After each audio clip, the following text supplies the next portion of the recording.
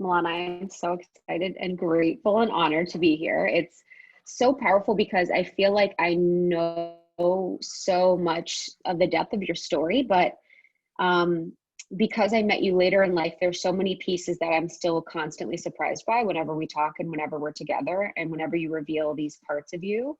I'm really excited to like actually have continuity for our friendship's sake of like the depth of your journey and the depth of everything that you've done. And so I'm so grateful and honored to be doing this. I'm really looking forward to it. One of my favorite things about you and something that I always think about was how when you were younger, you were so open and inquisitive about religions and spirituality. And I think that for my experience, I was very asleep when I was younger. You know, my Mm, awakening happened a little bit older, and it felt like, you know, for you, you were always had this like constant awareness of consciousness. So I'd love to start with, you know, your experience being younger and feeling like this connection and feeling this depth of spirituality at a young age. well, first of all, I have to say thank you for doing this. I couldn't think of I anyone love you. else to do it. I mean, really, it was like I wanted to really tell my story and the story of Wellness Official and how we got to this point, and there literally was no one but you that had to do this for I me. So love thank you. you. Um, yeah, it's funny. I kind of only in the past couple of years realized how unique my childhood was in general. Actually, like just all together how unique it was. But I can honestly say that I did start really, really young in this spiritual path, and I've kind of fact checked with my grandmother and my mom, and it does turn out that my grandmother taught me to astral project and meditate and do self-healing at the age of 4 or 5, somewhere in there. I was very, very young. It was before I went to elementary school, so it was really a powerful time to have that kind of implanted in my mind and in my consciousness, because I think when you're that young, you're just so open to anything. So it's really easy to, I mean, we literally are programming our children the moment that they come out of the womb. And so thankfully, I had my very hippie grandmother, who I am absolutely convinced, and she says all the time, is my one of my soulmates. And she would, I remember we would just lay down in her bed and she would say, okay, and now we're going to leave our bodies. And I'd be like, okay. And so she'd be like, this is how you do it. And she would tell me how to do it. And I would go on adventures with my soul. And I didn't know that that was not normal, or that there might be religious implications for that. I didn't know what any of that was. And so I think that was the basis of what made me so open. And when I look back, Krista, sometimes it's like, was I born to be this person, or was I lucky to be this person? I don't know, but I do know, and what I have learned in the past like 2 years is that if I didn't have spirituality and if I didn't have these religions to study, I don't know how I would have made it through my childhood. So it was very much a saving grace, and I'm very grateful for that. Yeah, and that's something too. I'm so excited to like dig into this about, you know, the light and dark of your childhood, you know, because knowing you and hearing so much about, you know, how powerful your mom was and like your grandma and these beautiful women relationships that you've had in your life has been just like a joy to witness. And then I know there's a lot of your childhood that's been traumatic and challenging. Yeah. So I do want to talk about, you know, the powerful women in your life. Like I've actually never asked you this, but how has having, you know, women that you look up to that are spiritual and then also savvy in business impacted you? Mm, that's a really great question. I love that question. Well, my mom had me when she was 21, and she was married to my dad, but it was a really rocky time for her. And she when I was in her belly, she was working like the front desk at the hotel, the Marriott Hotel in downtown Denver, and that she literally started with no college degree, working from the very, very bottom of like the hospitality ladder, if you will, at 21 pregnant, and I literally would answer, I mean, you can't do this anymore, but like it was like the early 90s. So I would like answer the phone at the hotel, like, hello, Denver Downtown Marriott, how can I help you? Like I would do that. My little sister too, who's 5 years younger than me. It's hilarious. For a kid, that's a dream. Literally for a kid, you're like, I get to answer the phone at a hotel. You're like, yay. My mom would be like, here's a file, go file these. And I'd be like, okay. Be like, look, I can ABC order it, Mom. That's what I would say. I ABC ordered it. Oh. But yeah, so at a very young age, I was exposed to that. And, you know, I don't really have a memory of my biological dad, Mark, at that time. And so my world was filled with being at work with my mom pretty exclusively. And then I would spend a lot of time with my aunts who were younger than my mom, who were still pretty young themselves. Like one of my aunts is only 10 years older than me. So, you know, she was basically like a sister to me. She's actually 9 years older than me. And then just kind of like this tight community of my mom, her two sisters, and then my grandmother for the first 5 years of my life was very, very impactful. And my mom, as I got older, consistently was the breadwinner. So even when my stepdad got into the family and they got married, my mom was still the one who, you know, brought home the bacon, if you will. And so I got to see, you know, both sides of what it looks like to be the woman who, you know, the mother who kind of leads the family finances in that way. And she, now I can say, you know, years and years later, my mom is literally one of the most successful women in the hospitality industry. So it's been really amazing to watch that. Yeah, it's so powerful, and it's just cool to even learn from you. You know, growing up in Denver, that's always something too. Whenever you're like Denver, I'm like, I always blink. I'm like, what? Because Denver is such a homogenous culture. And what was that like for you to be like, you are tall, beautiful, you're mixed, like all these things that like don't feel like very Denver? What was that like to grow up in this culture that didn't from the outside seem like a place where you would be? Yeah, you're like, you came from Denver? Literally. You're like, what? Literally. I'm like, I don't know. Denverites. Yes, we love Denver. We do. It's just, you know, it's like very white. Yeah. Well, that would make sense for my family because I was raised by a very white family. And a lot of people don't know that about me. You know, my mom is from Oklahoma. My mom's family spent literally 200 years in the middle of nowhere, Oklahoma, being the Oklahoma Sooners, basically, who have farms, and then they moved to Denver, and Denver was the big city. Like they were the big city kids who moved out of Oklahoma, you know. And so it very much made sense that my family went there. And in fact, they were like the black sheep for doing that. But then my mom met a black Panamanian like playboy from LA.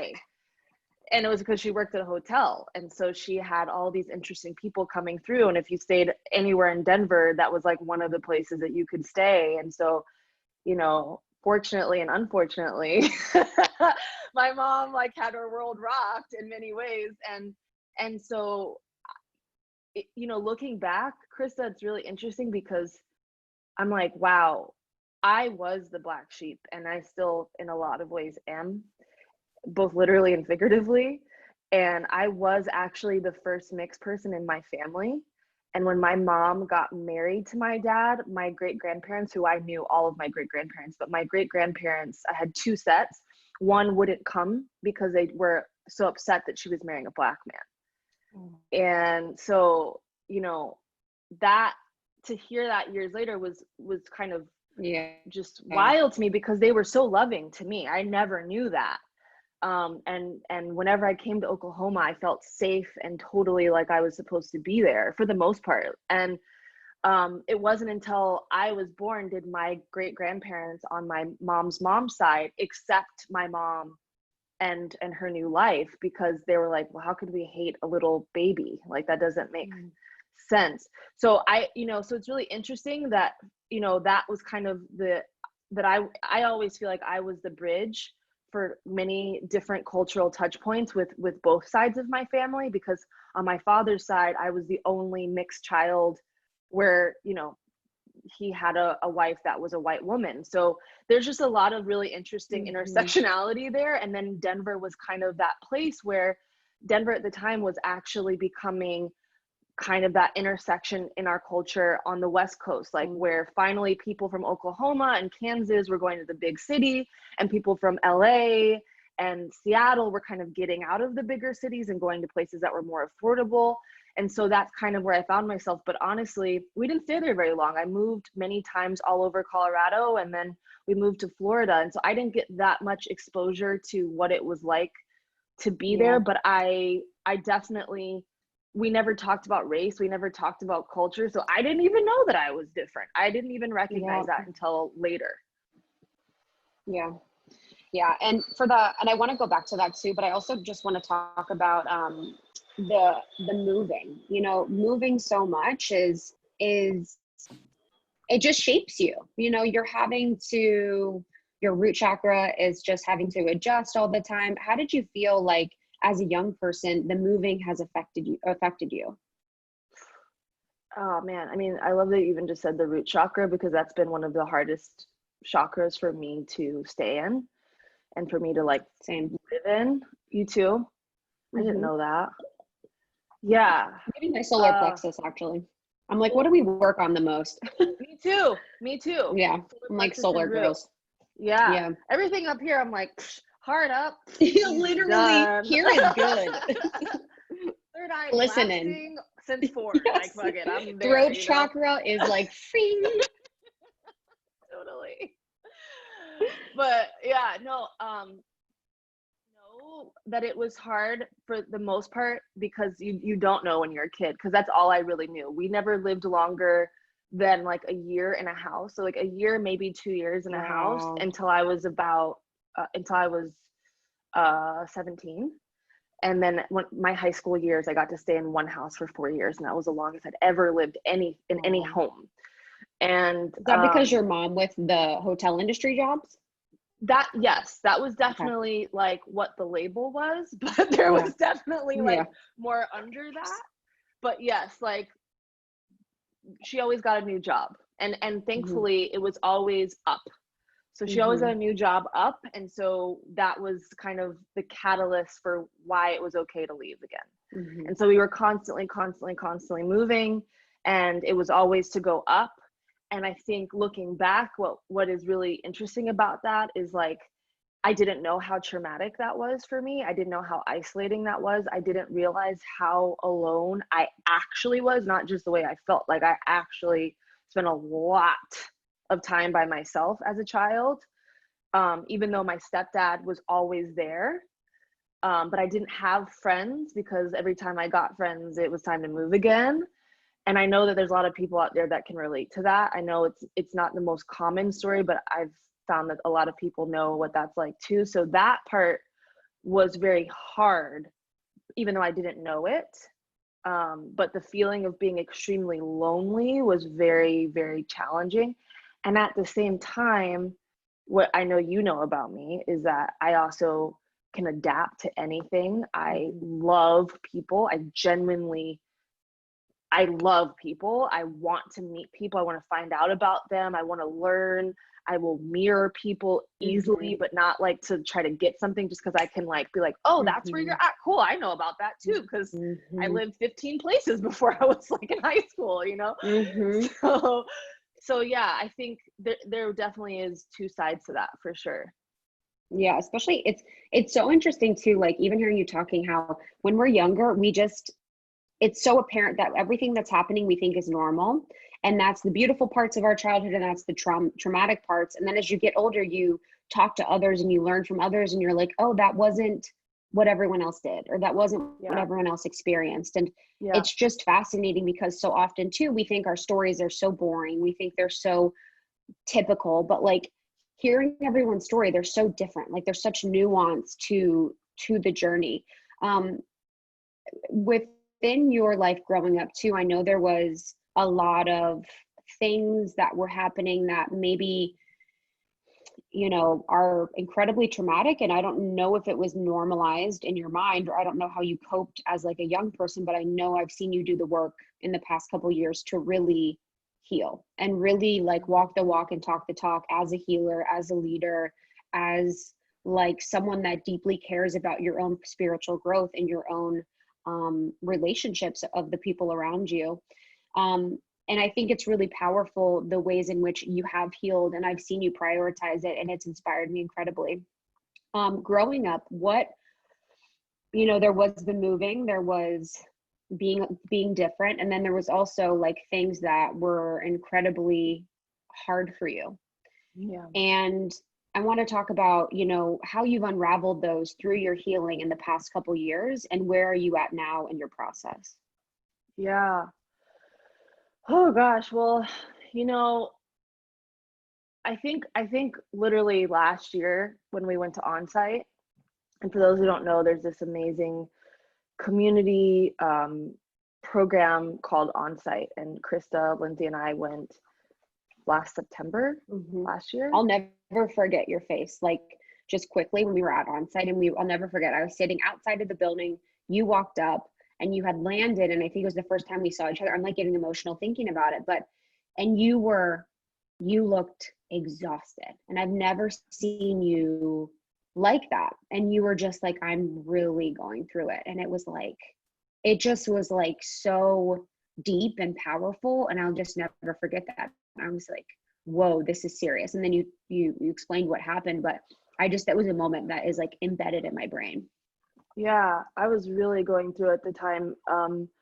Like, for more context, like basically I had just moved in with my boyfriend, who is amazing, and it was our first like few months together, and like the first 2 weeks was amazing. It was like, oh my God, this is everything. And then literally within 2 weeks, like I couldn't sleep. Like and I've never had sleeping problems. I literally was getting like 2-3 hours of sleep for like days at a time, weeks at a time. And it was, I mean, for anybody who can't sleep and it really, it breaks you down. It breaks you down. There's a reason why it's torture, literally.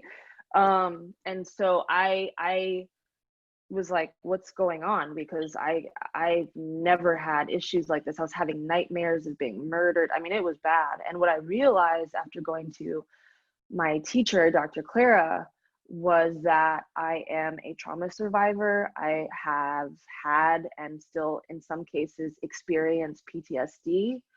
And I didn't know that I had that, because in my mind, what I went through wasn't that bad, which I later found out at Onsite is a very common way of dealing with post-traumatic stress disorder. It's one of the ways that we survive, by telling ourselves that. And by the time we got the opportunity to go for this retreat, I was like, I need this so bad, because I don't know what I'm going to do. Like, I don't really know why I am in such a mess right now. And what I found out while we were out there was that, well, I'll say this, the turning point for me in that like retreat, I don't know if I ever told you, do you remember when they had us do like that little list of like the, like, big T, little T? Yes. Yes. And it was like, how many you have. And they were like, the average person like has like 2 to 3, once you start to get to 4, that's when it's, I had like 7.5, 8 out of 10. And I was looking around, I'm like, so wait, now everybody has like 7? Honestly, I thought, like, there's a part of me that's like, I'm surprised I'm not in jail.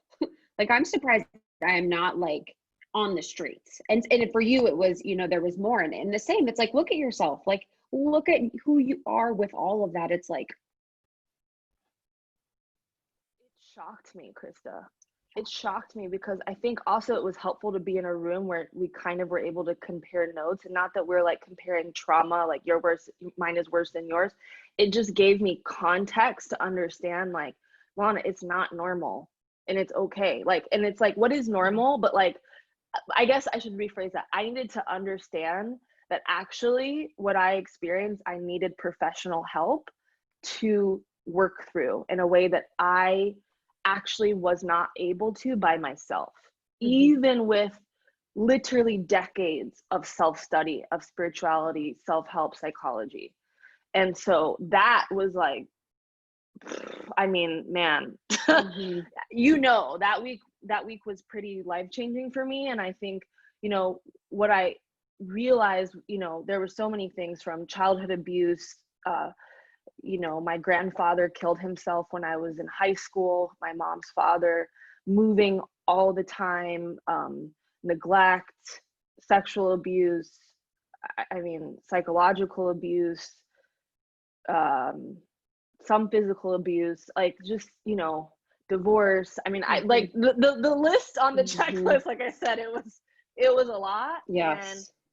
And then to realize, on top of, like, I was always bullied everywhere we went. I did look different for a lot of my childhood. I was very overweight. I had very bad acne. I had glasses. I had big curly hair that nobody knew what to do with it. I was Mm. tall. I had, you know, bad teeth. Like, again, all the things that you could check off. Like, And that was me.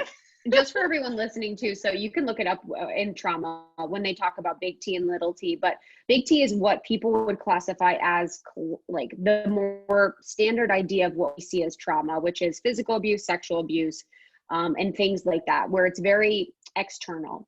And then the little t is like the less outside, less outwardly powerful ideas of trauma that are the things like being an outsider, being neglected, and things like that. So they're both incredibly profoundly transformational, but I just want to make sure everyone's clear on like understanding, but you can look it up to have a better definition. But they're just like a classification of trauma that help you understand and validate the experiences that you've had in your life so that you can really see why you're the way you are and then get help.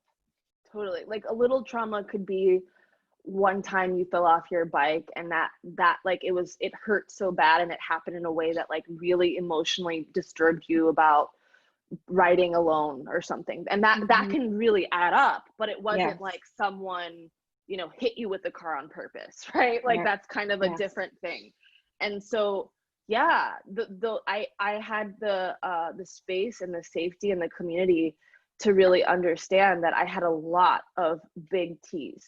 And I was always told, because in my family, a lot of my family had a lot of big T's, and I didn't know that they were big T's, because I was told that what happened to me wasn't that bad, because what happened to me was not as bad as what happened to some of the women in my family. And so, you know, I was given more protection and given more resources than maybe some of the women in my family had been given. And so I one of the ways that we all coped with it was, it's not that bad, you know, and it could be worse, or it was worse for me. And I know so many people can relate to that. And I just want to, like, not to you know, I'm trying to really be respectful of the women in my family, because it's their story to tell, and they really have all done the best that they could do. And same thing with the men who were in my childhood. But I do know that one thing that I had to really shift, as early as last year, is to stop saying it wasn't that bad, because I realized that, you know, I had psychosomatic responses where not only could I not sleep, but I've been having breathing problems since I was 22. And the breathing problems is not because I have asthma, it's PTSD. And it's ironic that I'm a breathwork facilitator, because that is the one thing that is the most apparent um, signs of my trauma being touched upon. So, you know, it's really, I don't talk about this a lot because it's kind of hard to know where that fits in the teaching, but this has been obviously a very, very big part of why I'm a healer. Because I wanted to say, to kind of go back to the earlier question, like, you know, when you're a child and you move a lot and you don't have friends and you don't have Instagram and you don't, I mean, we didn't even have the internet until I was like, I think 13 or 14. You know, like, this was that long ago now, which is so weird, 20 years ago. Um, so like, what I had to do were two things: read, thank God for books, thank God, and use my imagination, because I spent a lot of time alone. And so I would play in my mind and I would leave my body, which is one of the reasons why my root chakra has been one of my biggest challenges. And then I would just read and read and read to kind of understand why these things were happening to me, and religion and spirituality was that place. Ari's about to drink a bunch of water right now, by the way. It's gonna be really loud. She's like, she's like, just when we're getting good. She's like, yeah, exactly. It's interesting that your grandma was teaching you how to like leave your body, and that's like a trauma response too. It's not, not like she was doing that intentionally, but it's kind of interesting to think about, like, her teaching you a trauma response, and for you, it's like almost like it was being taught for you to use through your life, because you definitely probably had to use it through a lot of the trauma. Yeah. I also realized just this past year that I actually have mild dissociation disorder. Yes. So for those who don't know, it is on a spectrum. It can go, like for me, I'm on the lower end of the spectrum, where there will be times where I just don't remember things at all. And a lot of us have that from our childhood. We completely clear the total experiences, sometimes even years. For me, where it has kind of gone a little bit further is sometimes my reality doesn't look real to me. So sometimes I'm a little disembodied, or it almost looks like I'm in a fake space, or I can't remember things that happened just a couple of weeks ago. Or with my clients, I mean, some of this is kind of a plus for me. As you know, I don't remember my sessions with my clients because I'm, one, I think probably channeling most of it, but two, I totally am just not able to hold that much energy for someone else. And so sometimes it can be helpful in that way, but also it's, to your point, I literally was taught how to disassociate to the point where sometimes I am not even fully present in a conversation. And I have to really watch that now that I know that. Yeah, that's interesting, because I feel like you're so present. So that's an interesting experience to see you say that. And that's probably because of all the work you've done. With all the traumas, that you've experienced, and some of them are very close to you, close in family and close in situation, how have you learned to forgive? Like, what is the process of forgiveness felt like for you? Man, that's a hard one. Yeah, I mean, I think it's some people can perhaps just like forgive someone and they're done with it. I find that some relationships are so nuanced, and especially when you're like doing the deeper work, you realize that there's so many other parts where you could find things that happened that you kind of forgot happened, and find more nuance to like the motives of a situation, that then I have to renew my forgiveness on. So, for me, as my teacher always says, it's about me having a conversation with myself about myself first. Like, I have to go into deep practice with really understanding how I metabolize these experiences for myself, and how I was accountable as I got older or not, when I was younger and had no control over my circumstances. But I still have to work at forgiveness for some of my childhood experiences with my family.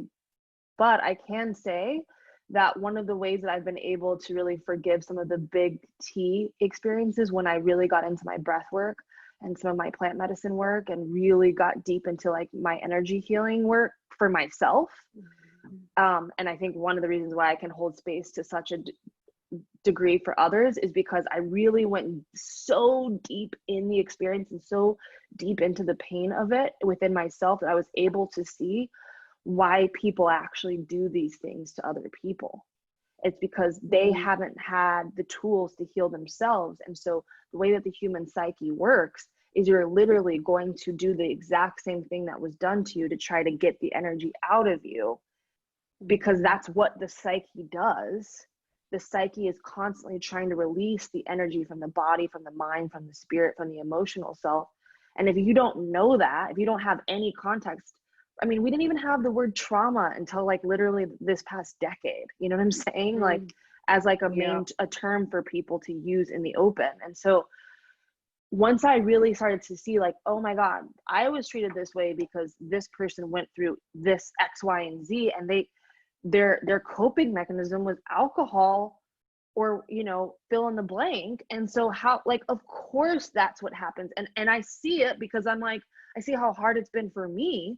And the only reason why, honestly, thank God, I didn't go down the route of drugs, alcohol, abusing other people, which is, by the way, human response, is because I had spirituality as my soothing mechanism.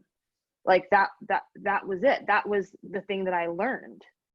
And so once I realized that, it's like not having pity either, or even giving permission for people to treat me that way, but understanding that this is actually the human response if you don't have healing.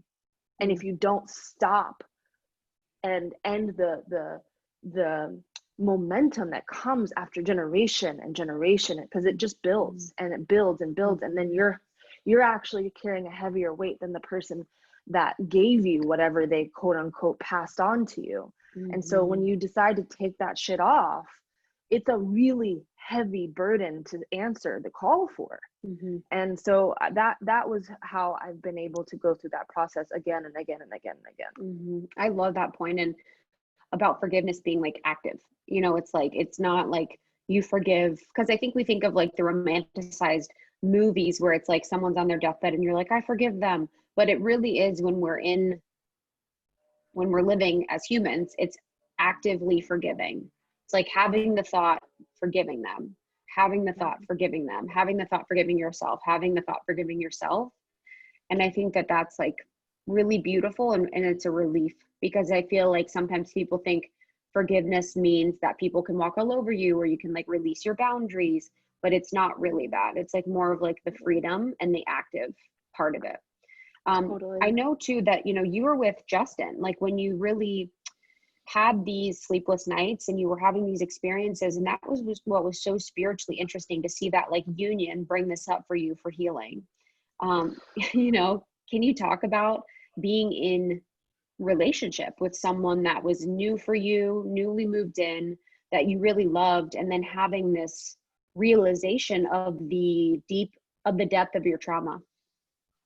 Yeah, so something I learned in being with Justin and you know, seeing professionals for help on a regular basis, because I can't emphasize how impactful that is for me, was that when I moved into this house that we're in right now, when we moved in with each other, this was the first time I ever like had a official 2-year lease of moving into a home and being like, oh, you're going to be here for 2 years. I know that for most people is like not a lot of time. For me, yeah. I was for like, a girl that moves every year, you're like 2 years. totally. 2 years. Okay, we're gonna do that. Okay, 2 years. And then Justin, for those who know him, I know I don't talk about him on social media, but for those who know him, know he's one of the most solid people like on the planet. Like actually. Facts. And I'm very emotional. I'm very deep in my feeling and in my experience. And so I'm able to really be like up and down sometimes. And he can really hold space, and it's safe. It's not, there's no like him going there with me. He is very much like the solid container for me. And I thank God for that, because I definitely needed that. And so when we moved into this space, I think my subconscious mind, what I learned actually was that my subconscious mind for the first time had a safe container that is actually safe, so that I didn't have to be in my heightened state of trauma. So like my heightened state of trauma would look like also me self-soothing with really deep spiritual practice, because I'd have to be in constant spiritual practice so that I didn't crack.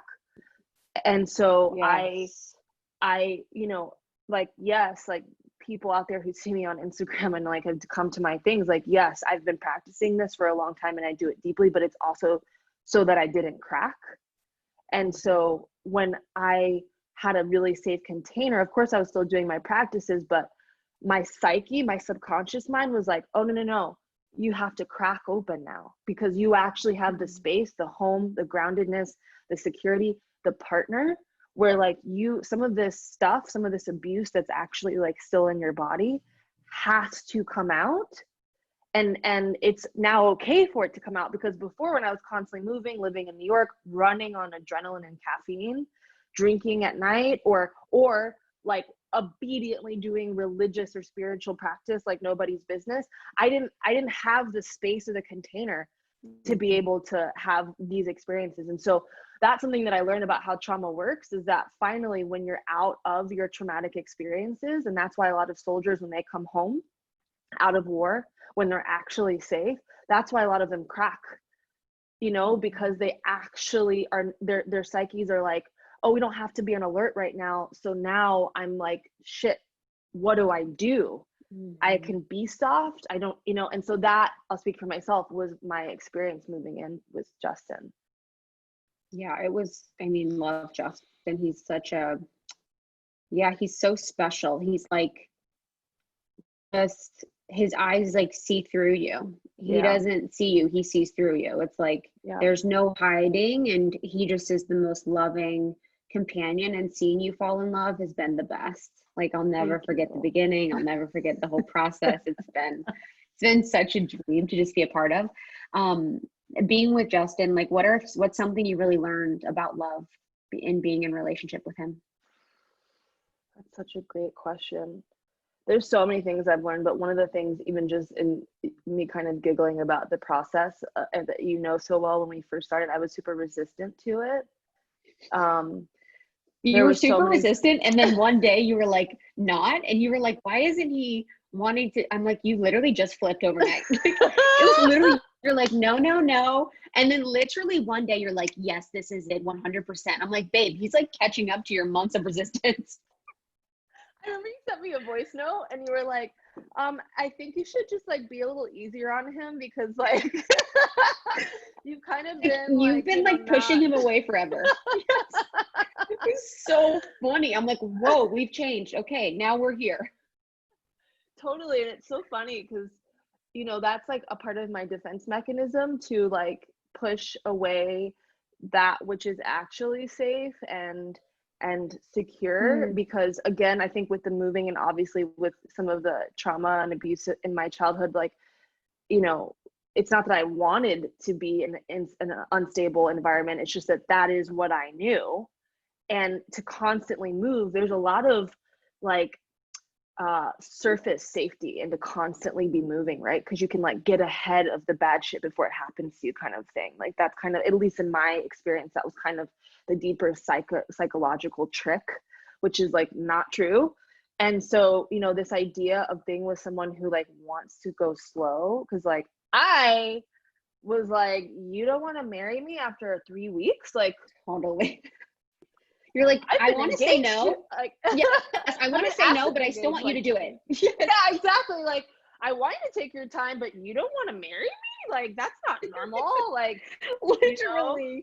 Yeah, like, it's been a year since you want to, like, now you want to live with me? And Justin's like, I've never lived with anyone ever, and a year is very fast. Like, so I think what I learned, to answer your question, is like, one, that sometimes what we're asking for doesn't always come in like the packages, quote unquote, that we think they're going to come in. Like, I definitely, when we actually met on Instagram, you know, I was super resistant because he's an electronic music artist, and I was like, no, I am not dating somebody who's on tour and plays festivals. Like, you know, yes, it looks cool, but like, I'm not trying to see groupies out there. Like, you know, no. So that was one. And then two, he's so grounded and really, really deep of a person in a very unique way. And that kind of, I knew that I was ready for that, but that kind of made me feel like, shit, I have to have all of my shit together. And here I'm realizing that I actually have so much trauma that I have not ever even known I was carrying. And what I didn't realize is that someone who is truly, truly a rock within themselves first, they can actually hold space at so long as I take responsibility for my own life and my own well-being. And so I didn't realize that that was kind of the formula that was required, you know. Another thing that I learned too is that like being independent instead of codependent is really the preference. I didn't know how codependent I was because I am a very independent person. I'm very comfortable with being alone because I spend a lot of time alone. But I really, really like to be almost enmeshed with my lover or my partner. And Justin was not about that shit. He was like, we're not enmeshing. Like I have my life, you have your life, and we're gonna come together, but we're not gonna just. And I was like, oh, that's what real healthy love is. Okay. That's what healthy attachment style is. Okay. So yeah. I totally know. I feel like that's like when you're younger, you're like, oh, we should spend every second together. We should be like, and you just think that that's normal. But yeah, there's just such a power in his security that's just been beautiful to see you be like, because for me, you're so divine feminine. Like you are a mix of both, perfectly balanced, but there's such an aspect of you that's so divine feminine that I've learned a lot from. That's been, you know, beautiful to see even more expressed in safety with Justin. There's something I want to talk about that you mentioned earlier, which is so powerful that I want people to just nibble on, is about the how spirituality can be avoidance, and how before you were using your spiritual practice as avoidance of feeling and healing. Can you talk a little bit more about that? Yeah, that's a great question. Yeah, so I mean, in a lot of ways in my childhood, spirituality was a soothing mechanism, and it was really the only thing that I knew to do. And I loved reading, so that was like, I mean, that was a great answer, you know. But over time, I was able to like manifest things and create things very quickly and easily because I knew those things. I knew how to do those things with my mind. I knew how to. And so because I was able to manifest so much, I would say namely when I was in New York, I really knew how to like be magnetic and make things happen through spiritual, non-physical practices and elements of living. And so because I could manifest, I didn't have to face or deal with like what was really deeper and disturbing me. And so, you know, I think it's really important to like, I do believe in manifestation and, you know, conscious, you know, creation of your life. But I think it's really important for us to look at like how we could use those things to be completely detached from actually what's really going on within us. And for me, it was a lot of material gain. So like manifesting modeling jobs or manifesting being skinny and being a, you know, getting money or opportunities or trips. Like it was things like that that I was able to make happen through my mind and through spiritual practice. But it wasn't actually dealing with the fact that the reason why I was constantly moving and constantly doing these things, it was because I wanted to avoid a lot of the really tough stuff that would have come up if I would have just sat at home. Yes, and just been with yourself. And I think that's everything. It's like everything too much could be the avoidance. And I definitely relate to that in our space too, that it can be, you know, just incredibly avoidant of the real work, which is really just working on ourselves and going within. I want to talk about New York and also just like modeling. You know, it's so funny, like you growing up, you know, saying that you're overweight, you know, felt like you were too tall, you were all these things, and feeling like, you know, like your looks were not something that you saw all the time, and then going to win America's Next Top Model and be like the most beautiful person. You're beautiful both times. But how did you grow into your looks, and what's your relationship been to your physical appearance, especially being a model? Well, you know, it's really interesting. By the time I was 14, we moved to Houston, Texas, and I was very much overweight and very, very depressed. I had left Boulder, Colorado, where I spent most of my middle school. I spent 2 years in Boulder, and I was very upset to leave. So when we moved to Houston, Texas, we knew no one, and I did not want to be there. And I will never forget. I was very overweight, very sad, And the first day of high school, my basketball coach, well, he was the gym coach, literally picked me out of the class and said, "You're 5'10", you're playing basketball." And I was like, okay. And so from that point, thanks to Coach Lechtenberg, he helped transform a lot of things for me, spiritually, mentally, emotionally. Even though it was a tough relationship with him as a coach, I just so happened to land in Houston, Texas at the #1 basketball program in the country for girls. Just Wow. that was where I went to high school, Dulles High School in Sugar Land, Texas, in Southwest Houston. So I say all that to say that those 4 years completely transformed me, because all of my sadness, my grief, all the things that were happening at home that I wasn't able to tell anybody about, I was able to go into the gym and just go work out. And so I actually became obsessed with learning how to play basketball. And I would play like 6, 7, 8 hours a day. Literally, I went from being the worst basketball player on the freshman team to being the best within a year. And that's kind of like indicative of my just natural inclination on like just dealing with things. so that transformed my body.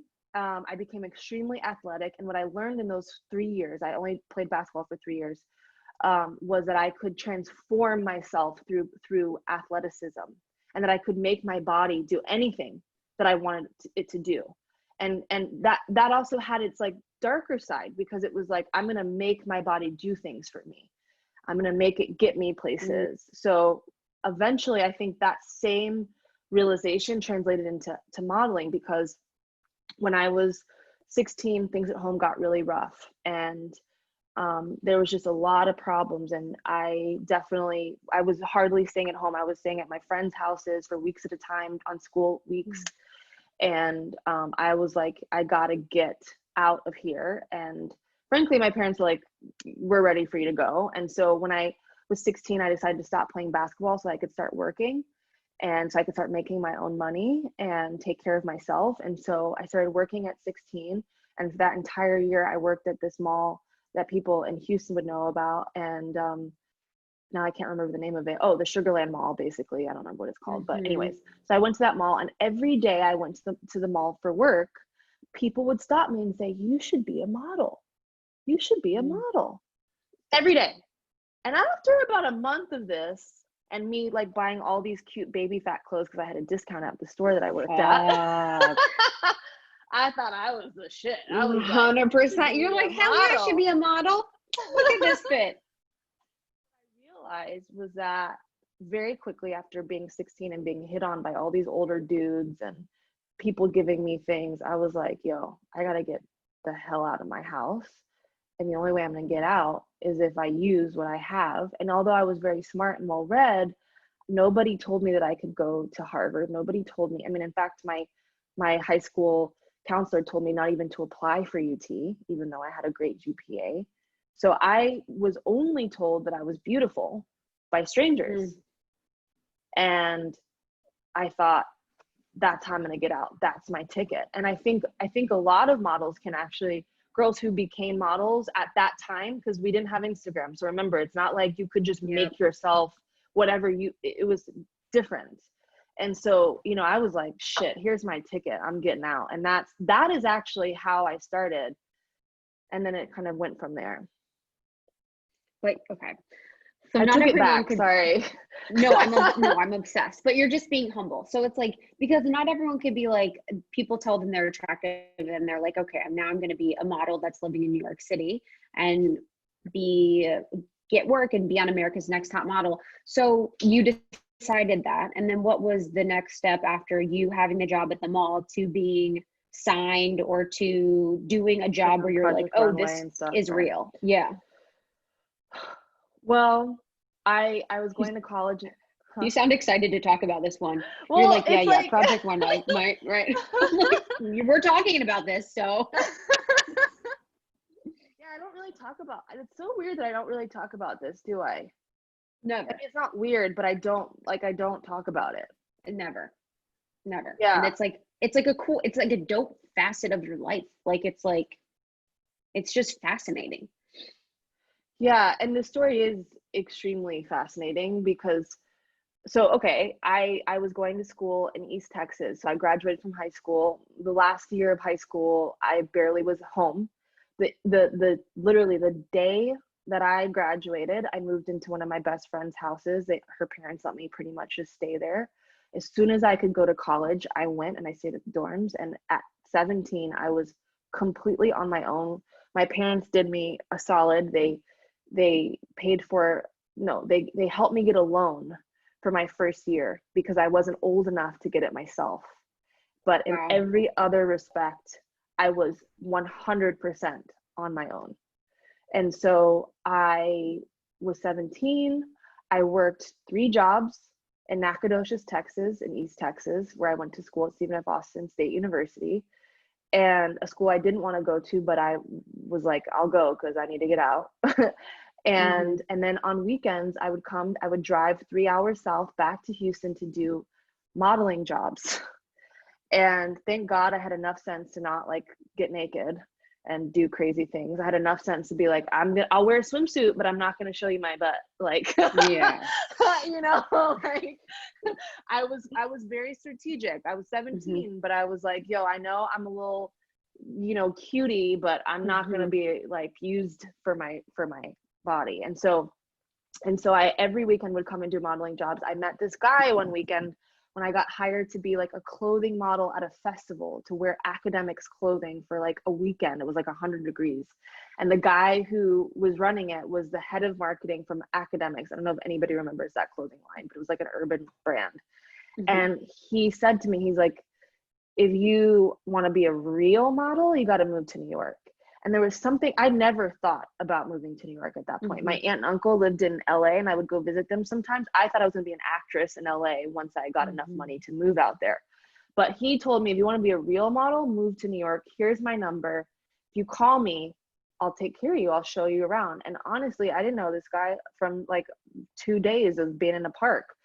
But I knew that I was not supposed to be in East Texas. Mm-hmm. I knew that I had a big calling on my life, and I was like, you know what? I'm gonna try it out. I would pray about it. I was at the time a born again Christian, which is another story probably for another time. After being a witch and a Buddhist and a Hindu. But I went for a trip on my spring break, my sophomore year of college. And I remember I was 18. I called this guy, Mel Testemark. He answered. He took me out to a bunch of clubs. I couldn't even get in because I wasn't even old enough. I was only 18, but I actually ran into Slim Thug, the rapper. Do you guys know who Slim Thug? Do you know who Slim Thug is? I knew Slim Thug. Hey, Slim. He'll never see this ever, but I knew Slim Thug from Houston. And at the time, he had a song with Beyonce, and him and I were friends. And I ran into him that one week that I was in New York. He just happened to be in New York, and we ran into him at a club that I couldn't get into. And because he was famous and he had a hit with Beyonce, he got me in that night. And so that night was like literally the night that was like my first night ever in New York, and everything was just like Magic. it was like God just like opened every door. It was like, Wow. and I don't know how God opens the club doors. I don't know how that works, but like he opened You're the club like, doors bottles for are me. coming. God's opening every door. It's amazing. Girls are on tables. Every door is opening.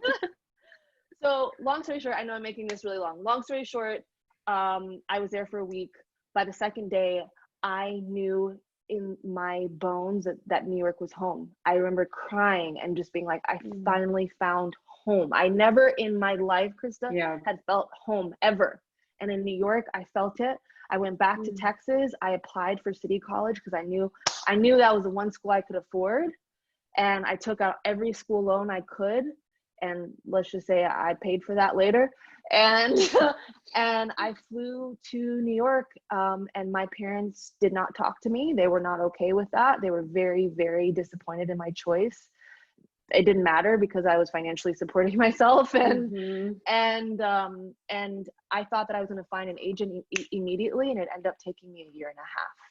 Really? So it didn't happen easily. Every single agency that I went to, and I mean dozens, said no to me. And I found out it was because I was too thick.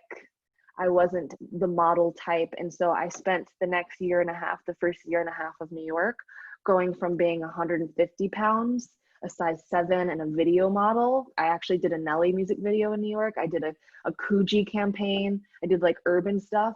And then finally, I purposely, just like I learned in basketball, ran my ass into the ground, and I made myself go from 150 to 123 pounds. And that was when I finally got an agency. Yeah. So it wasn't pretty, and it didn't go like, you know, one might think. And then finally, when I graduated from college, which was a whole 3 years later, I was casted on Project Runway, and that in itself, which I know I've told you, was a very spiritual experience. So it had nothing to do with being pretty enough at all. Yeah, but what was your degree in? I actually don't know this. Communications with a concentration on PR. Yeah, communications, honey. Yeah. Talkers for life. Exactly. Just because I know the Project Runway story, but I don't think anyone, you know, not everyone listening does. And the power of the story is so crazy. It's not so crazy because it's like a TV show and all these things, but the way that you navigated it is such inspiration for people that want to be in the mainstream that can still do it in a spiritually aligned way. What was like your experience through that, and how did you win? Yeah, Project Runway was one of the most spiritual experiences of my life. And this is coming from somebody who studied spirituality their whole lives. Modeling wasn't working for me prior to that. I'd gotten a couple commercials, and I think I did like a few music videos and a movie, but I wasn't really getting anything that was like really like big. And I had just graduated from college 10 days prior to the casting, and I got a call from my agent, and it's just clear as day. Like, he told me you have 30 minutes to get to the casting. I remember hanging up my phone. It was a flip phone, by the way. So I think it was like a razor. You're like, I don't know. You're literally like, see ya. And you slip it in your back pocket. Right. And he was like, you have 30 minutes to get there, and you better run because it's Project Runway. And I remember as soon as I hung up the phone, I heard in my spirit, you are the winner of Project Runway. And because I had a very spiritual like relationship with God and spirit, I was like, I literally laughed out loud and was like, God, can I just go to the audition first? Like, you're hilarious. Like, chill out, you know? I love that. And so I went, and immediately when I walked into Parsons, I could feel, I always say that I felt like the thickness of spirit in the room. Like it was tangible that something was different. And the way that they spoke to me and the way that things happened in the audition, I was like, this is, I can feel something is actually happening. And I went home that night, and I prayed, and I said, God, if I book this, we were supposed to hear about it the next day. So if I book this, I will make the inner choice that this was you speaking to me, and that I am the winner, and that my job is to be in the vibration of that, and that you will do the rest, because it's a reality show where everything is supposedly random, you know? So I was like, I will be in the vibration of being the winner the entire time, and I'll rely on you doing the rest. And I booked it the next day, and that was my symbol. And we literally started filming 2 days later, and I was on that show for 4 months, and it was the most deeply mystical, spiritual experience that so happened to be the #1 TV show in the world at the time. And that, to me, just showed me like how God can work in just these really beautiful, miraculous, even like fabulous ways, but it can still be extremely spiritual. I'll just say this because I know I've been going on for a while, but the very, very last day that I had just walked New York Fashion Week. So you walk New York Fashion Week, and then as soon as the show is over, everybody comes back. The 3 finalists come back to Parsons, and they deliberate for about an hour and a half. So me and the 2 other models and the 3 other designers all had to wait in private rooms while they did this just outside. And I remember the other girls, they were so nervous. And I went to the bathroom, and I got on the floor, and I started crying in gratitude while we were waiting. I mean, Krista, like I was literally just, thank you. Before they told me. And then the PA came and knocked on the door, and I fucking knew that it was me. It was. it was incredible. Who was the designer that won your season? My designer was Gretchen Jones, incredible designer. And we also, the fourth runner up that season, this tells you how good the season was Michael Costello, who's now a very famous dress designer and red carpet designer. So it was a very competitive season. It was, I mean, insane. And yeah, that feeling is like, I feel mystical hearing the story. So, from that, so you've run like where you are now and where you were as like the top winner, a model in the space, and then starting, now you're a tech founder, now you're an energy practitioner, you are, you heal people around the world. What made you kind of transition out of that to the space where you wanted to democratize wellness with something like Wellness Official? Yeah, I think the short of it was that, after winning Project Runway, I realized that if it doesn't feel like that, I don't want to do it. And it doesn't have to be modeling. It has to be something that is like deeply, profoundly actually where I'm supposed to be. And so, I didn't actually book any work for about a year after that. And then I did a travel show, which was a total spiritual experience as well. And after I got back from that, it was like I did Project Runway. Then I did a travel show in China that I manifested with God's grace. And I was like, okay, now I have to do something that actually matters. And it really became clear to me that meant that I basically had to do something that showed people what I had been doing behind the scenes. And that started off with rooftop yoga. I started my first company, Serene. I had Serene for over 5 years. We started off with rooftop yoga at the James Hotel in New York. Then that became rooftop yoga and meditation in London. Then Los Angeles. We had this huge in-person community. And that's where I really finally realized that, oh my gosh, I need to bring what I have learned to as many people as possible.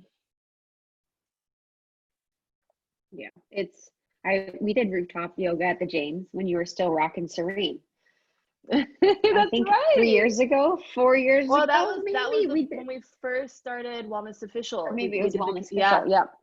Yep. We did it at the James, which was so amazing.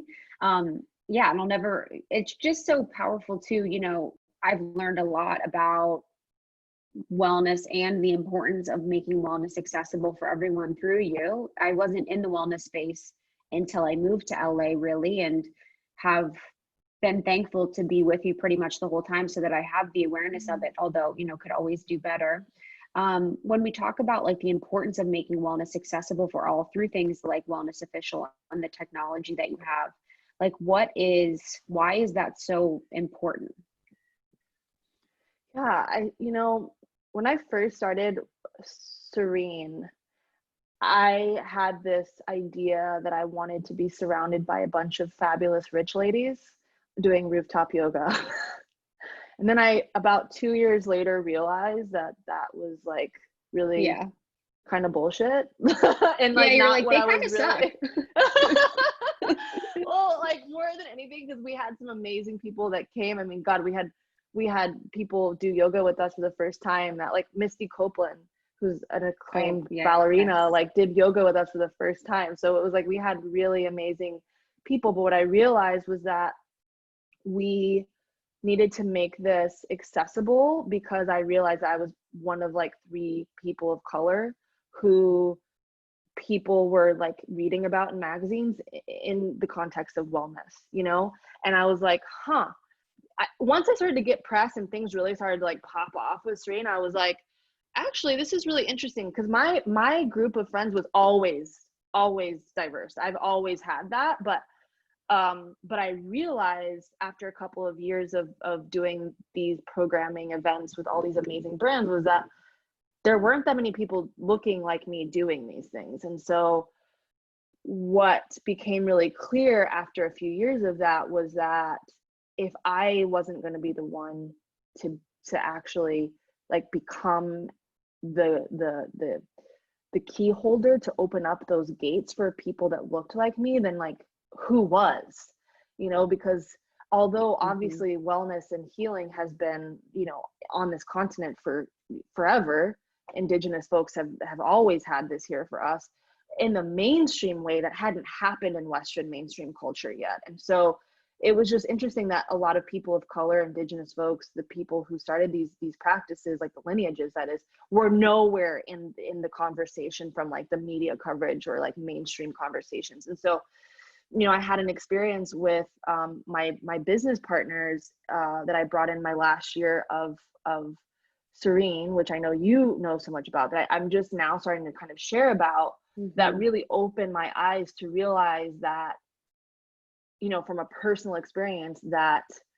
colonization is real and that it still happens, and that the colonizing of wellness isn't just a tagline, that is actively happening right now. It's been happening for centuries. And in our modern culture, I experienced that through the form of my business, you know, completely collapsing. And I realized from that experience, I was like, okay, like I have to help bring more people of color into the mix. And it's not that Wellness Official is about that. It's just that I had to be the reason why people saw themselves in wellness more.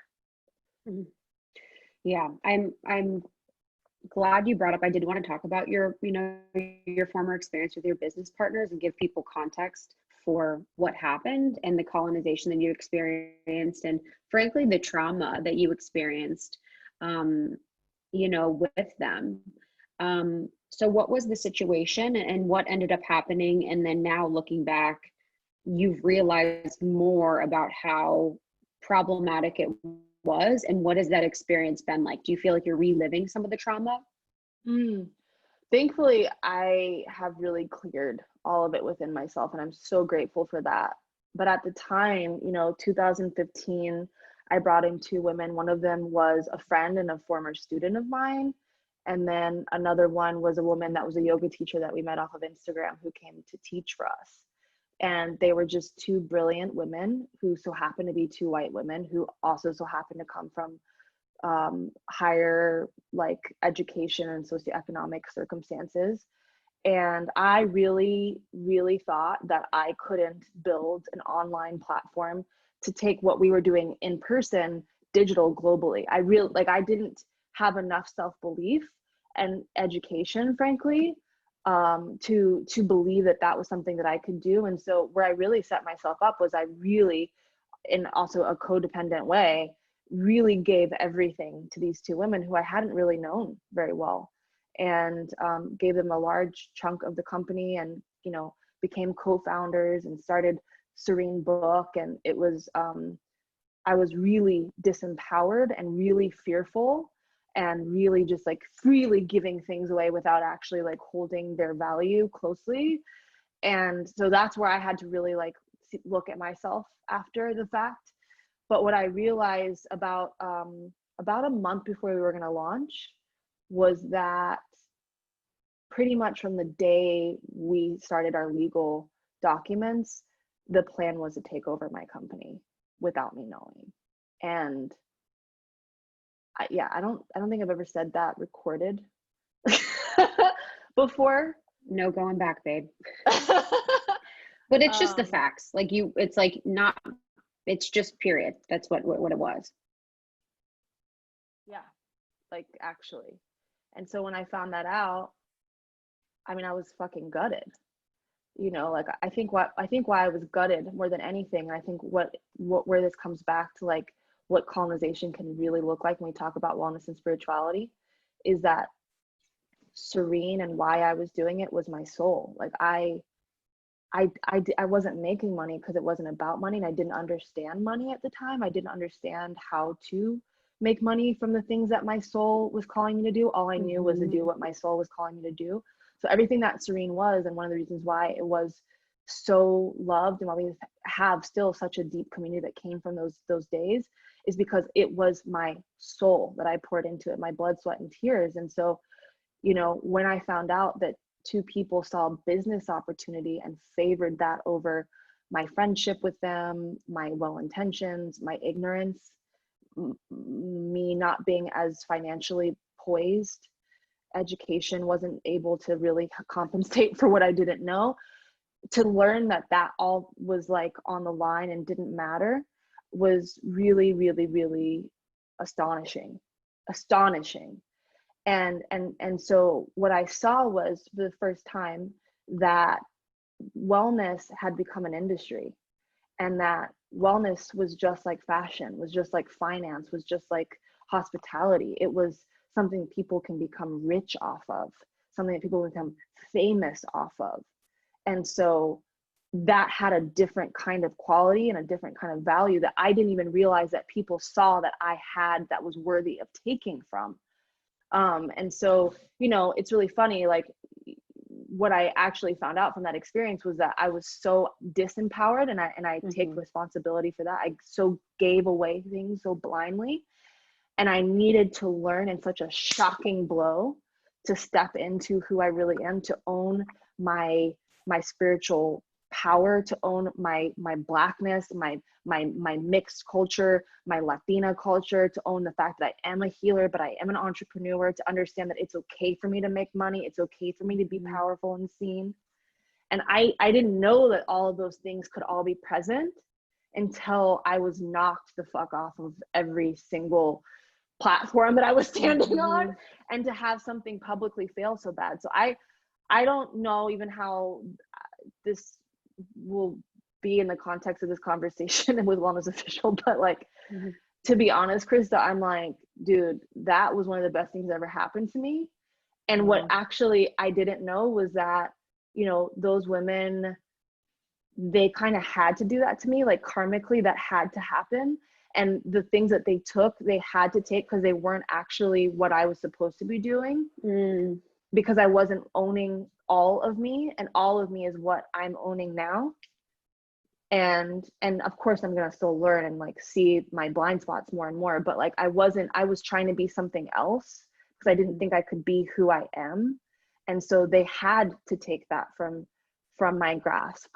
I didn't know that it had to come that way, and I'm grateful it did, because I had the most transformational experience of my life at that point. And it truly, healing that and seeing the inequities of the socioeconomic system, the inequities of spirituality being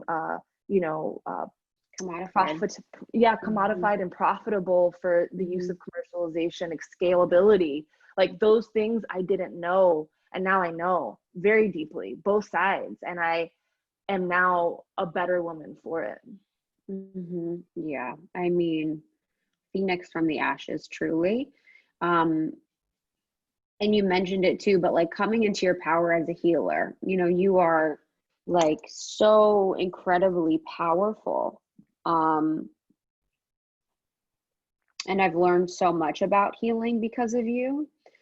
For anyone, you know, that maybe doesn't know how you heal, or how healing feels for you, or what that experience is like, or what you're normally doing with people, how do you describe, you know, your sessions, or how do you describe when you teach other teachers what is happening within your energy healing?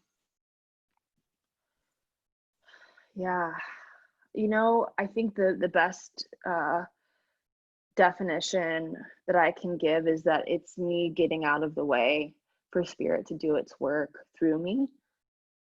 That's like the only explanation I can give about why such powerful things can happen, not just through me, but through any of us, and to any of us. It's like, you know, I just have learned some very simple, not easy, but simple things that get me to move the ego aside long enough so that God can just work through me as a medium. And it absolutely has nothing to do with me as Millana. The only thing I can give myself credit for is like that I have to practice to get out of the way.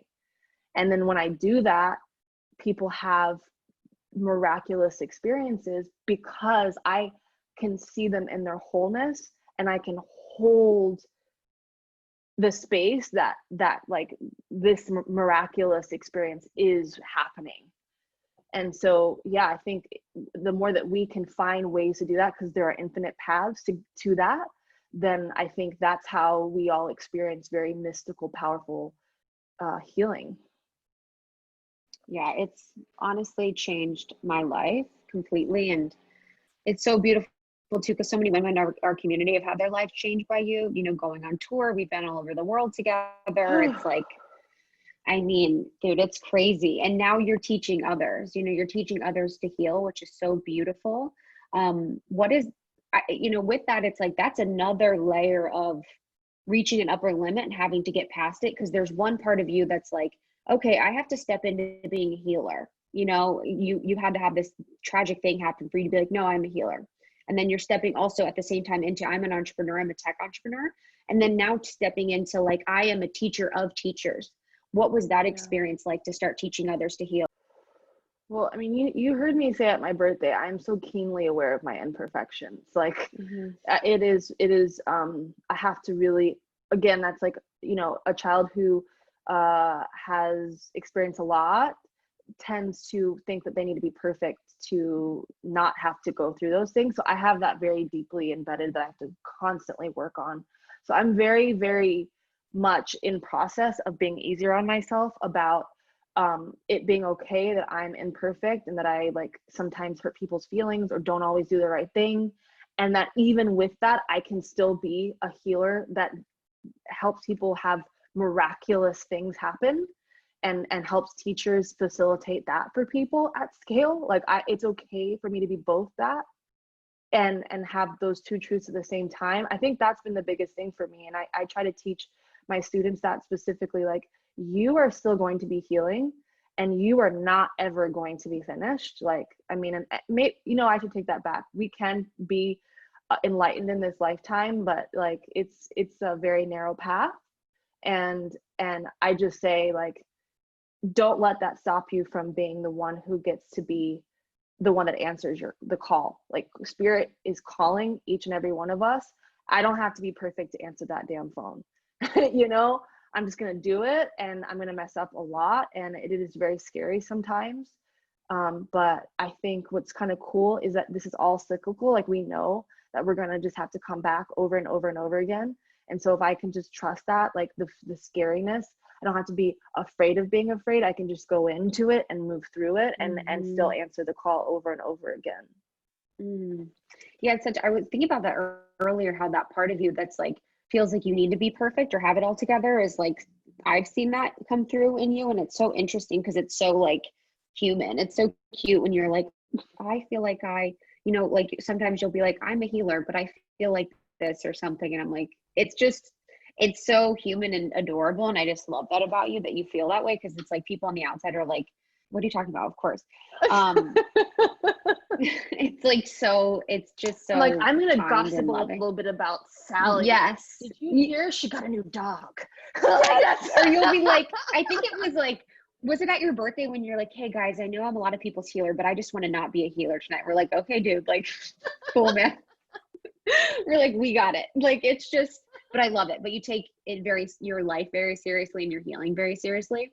I would love to do some like quick fire, some like fun quick fire to like round it out if you're feeling it.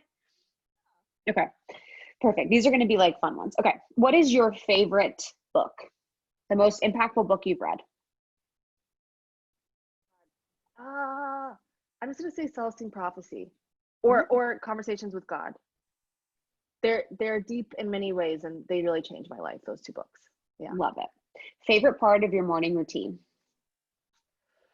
Oh, Justin and I, every morning we read for 30 minutes and I'll go back between reading and journaling and taking notes. And it's been such a beautiful thing. Oh, I love you guys. What is your spirit animal? What would you say your spirit animal is? I have a few, but the Black Panther or like the Black Jaguar is absolutely my numero uno.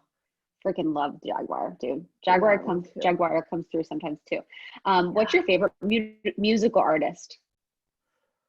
Oh, you can say that's Slim Thug or Nelly.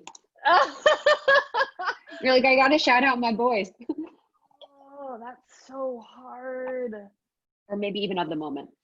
Maybe I could say right now, I really like Liana La Havas. She's so wonderful. I met her I met her 2 years ago in London too, and she was super, super cool.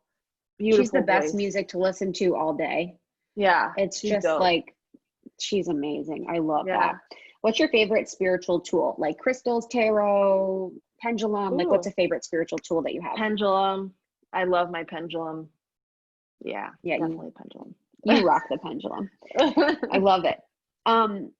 Where's your favorite place in nature? Favorite place in nature. I would say right now it's probably Justin's family's beach house and like anywhere Mm, near there. I'm actually a little afraid of the ocean, so it's been a mm. place for me to kind of heal that fear. It's like on a cliff, literally looking at the ocean, and it's been when we go there, and I really want you to come, Krista, I you can't just wait. don't want to leave. It's like you will sleep the deepest you've ever slept in your life. That's the best. Honestly, it's just going away and just sleeping like a dead person. You're like, Yes, yes. You're oh my like, oh, God, I maybe can't wait to death come. isn't that bad if sleeping is Honestly. this good. And too, I'm like, maybe living in the middle of nowhere isn't that bad. I'm like, this is kind of nice, to be honest. Like, all I need is some good Wi-Fi and I'm good. When do you feel most like yourself? Ooh. You know, I would say my birthday is an Oh, example of when I feel most like myself. Like that night, I had my ex-boyfriend and my life partner at the same dinner table. I had some of my closest friends from when I was like a kid to some of my newest friends, and I felt like I could be exactly the same with every single person there. And yeah, that and being with my little sister Jill, she and I have a lot of fun. And I think maybe I kind of withhold my spiritual side from her, but like my dorky kind of asshole self, I get to be that full on. totally know what you mean, honestly. With a sibling, it's like you can just be like, sometimes you can just be like a little piece of shit. And it's just like kind of nice. Totally, You're like, totally. I can just like have an attitude and it's fine. What are you manifesting right now? Ooh, a couple of properties right now. One with you, Mm-hmm. and we want to definitely have a house outside of Los Angeles, and we're looking at that right now in Northern California. And I'm also manifesting um, the daily practice really taking off. I'm this. I don't think I've been this excited about something since my training idea came through last Mm-hmm. year. So and the training has gone so like that has been like the best thing I've ever done. So I'm like, Mm-hmm. shit, the daily practice, I really want this to be something that really just opens up on a whole new level that I have never experienced before for myself and for others. I saw it. I was like, that's so genius. I can't wait to talk to you about it. But for people that don't know, what is the daily practice? So basically, it's an unlimited library for 10 minutes or less. You can just pop in, do a daily practice, do the same practices that I've been doing for the past like literally 28 years that I decided to finally just put into really easy bite-sized pieces. And we're going to actually categorize them in really interesting ways. So like one of the categories is going to be the daily practice that I did when I won Project Runway. So Whoa. literally giving every single practice that I did every single day for 4 months and to help people manifest things that they want to. So I'm excited about it. It's going to be really cool. Oh my God. And it's a Ah, subscription, by the way. It's only I don't oh, I okay. haven't even said this, but it's only $9.99. I didn't even tell you that. No It's 10 way. bucks a month. Yeah. No way. Yeah. Babe, Yeah, I'm that's excited about it. amazing. Yeah, it's I'm going to be so cool. pumped. Okay. Two more things. What is your favorite, like ascended master, angel, guide? Like who's your favorite person to work with spiritually? Or like a Ooh. love? Mm. Well, I really love to work with Archangel Michael. I think he's great for, protection. Um, I also my cousin Nita is one of my guardian angels. She is Mm, one of my best friends, and she died of cancer in 2013. And mm, she's with me a lot, and mm, we like have fun. Like I really get to like mhm. commune with her. And then I have this amazing new, very high ascended teacher master named Micah, who I'm now Mhm. working with, and it's really interesting because one of the ways that he kind of communicates to me is he just like shines light. Like that's his only response sometimes. He's just like light, and I'm like, oh, okay, that's the answer. Okay, cool, thanks. So so Wow. that's what I'm working with Totally. right now.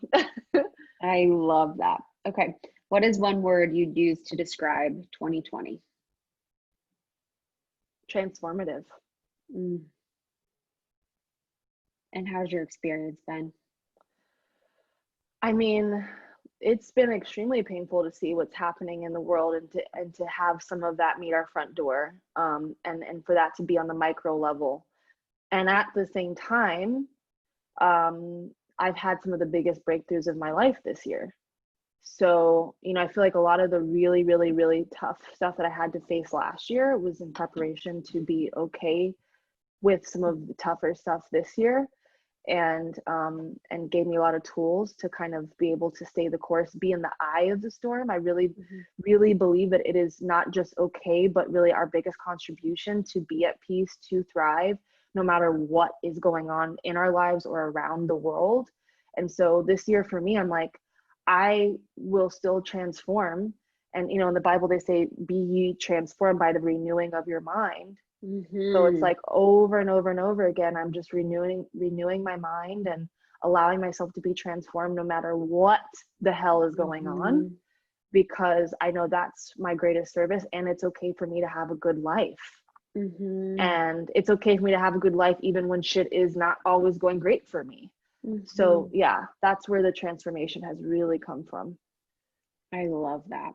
Yeah, I'm working on right now like spiritual codependency, and like not having my healing attached to others, and that kind of belief that like we need to be responsible for everyone else's healing is something I'm really working on. And I love that quote from the Bible. Oh my gosh, that is like powerful.